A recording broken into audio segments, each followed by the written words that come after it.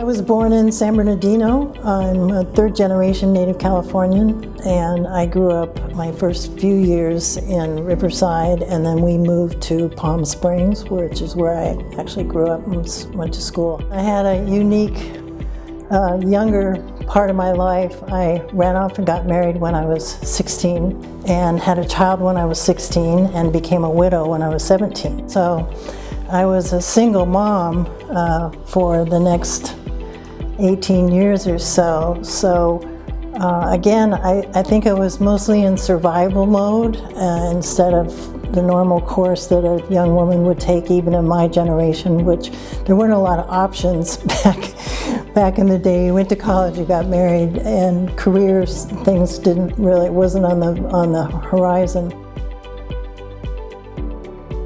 Many women in my generation, I think, and some before, inspired me as a youngster. Particularly my coaches, my PE coach, my teachers in junior high and high school. And, you know, in history, Catherine the Great, Rosa Parks, women like that were firsts or innovative or visionaries inspired me. I started after I came out as a gay person in 1983. And at the time, I saw what I felt was a lot of injustice and wrong images and wrongdoing against the LGBTQ community. It so happened that at the time I came out, I was working in politics as what they call an operative. I worked for various campaigns and various candidates and issues.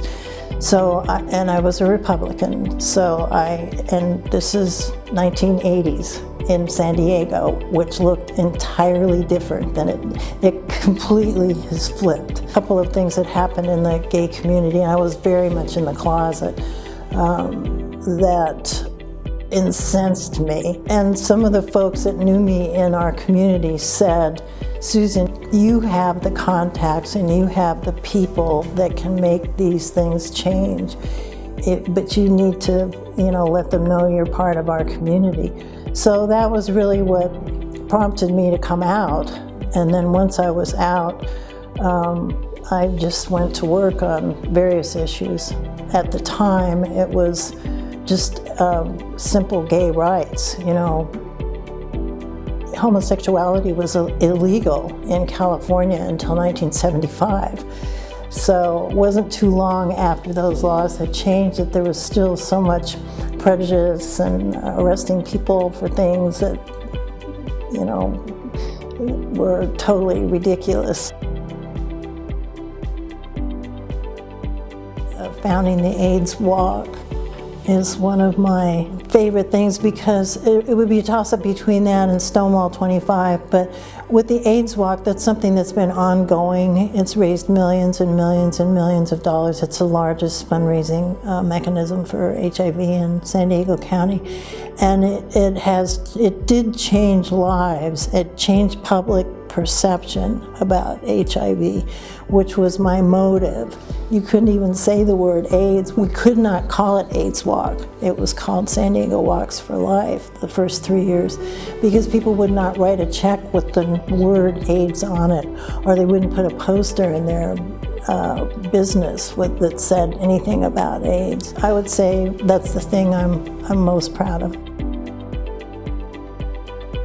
I would say follow your dream, follow your passion, whatever it is that you feel you're called to do in life. I followed someone else's passion and dream and was not a happy person until I was in my mid-40s, where I then started to follow the things that I wanted to pursue.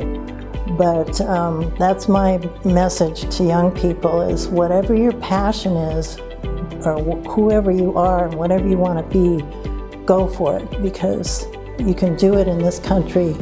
It takes a lot of hard work, and sometimes you have to buck up against culture and parents and society, but whatever it is that's your passion, if you don't do that, you won't be happy in life. You might make a lot of money, but you won't be happy.